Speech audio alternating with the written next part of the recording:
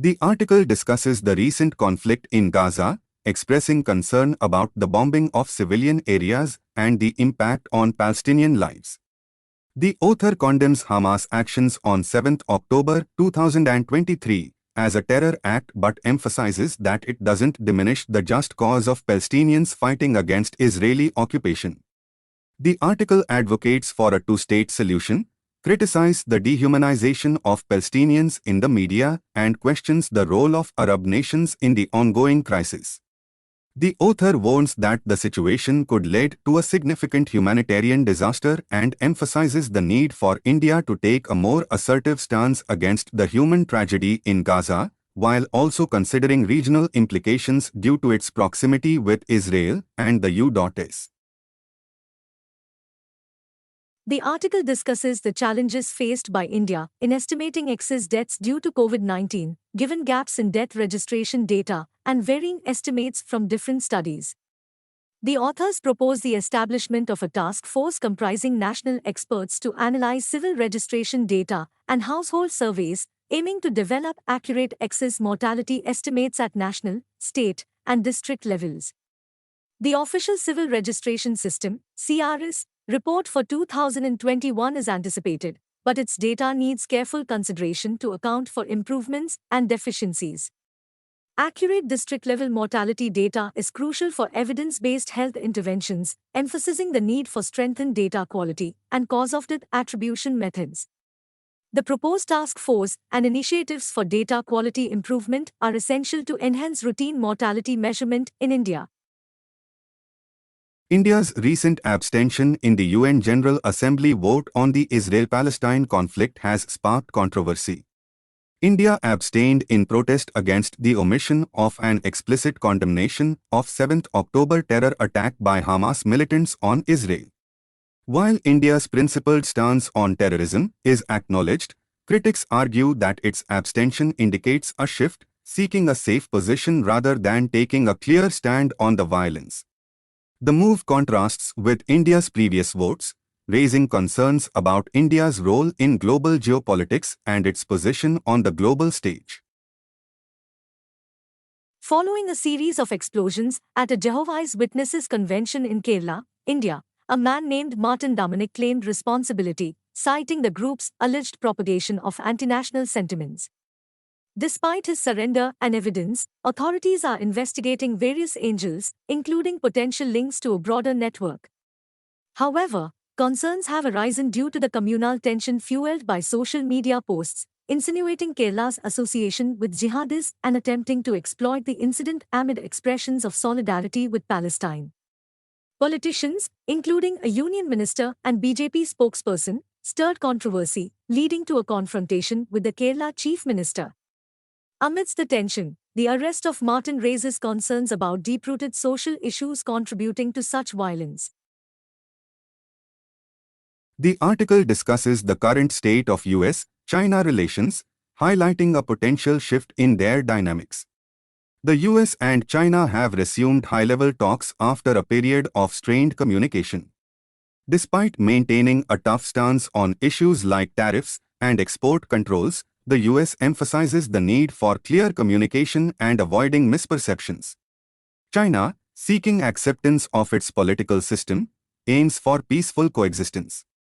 The article stresses the importance of a Biden 11 summit, hoping it could improve bilateral ties, leading to pragmatic cooperation on global challenges despite the underlying competitive nature of the relationship. In Kerala, the debate around online film reviews and review bombing has intensified, prompting concerns about freedom of expression. Film producers have demanded restrictions on online reviews, alleging extortion and threats. However, critics argue this move threatens free speech and expression. The controversy coincides with the struggling Malayalam film industry, where most films face box office failures, raising questions about the quality of content produced. Some producers blame online reviews, but others note the impact of film quality. The debate underscores the need to balance freedom of expression with the industry's interests. Infosys founder N.R. Narayana Murthy's statement urging young Indians to work 70 hours a week has sparked debate. According to India's 2019 Time Use Survey, people aged 15 to 29 spend 7.2 to 8.5 hours a day on work-related activities. Comparing working hours and productivity with Germany and Japan, where productivity increased as working hours decreased, raises questions about India's approach. The challenge lies in balancing increased productivity through technology with long working hours affecting leisure time.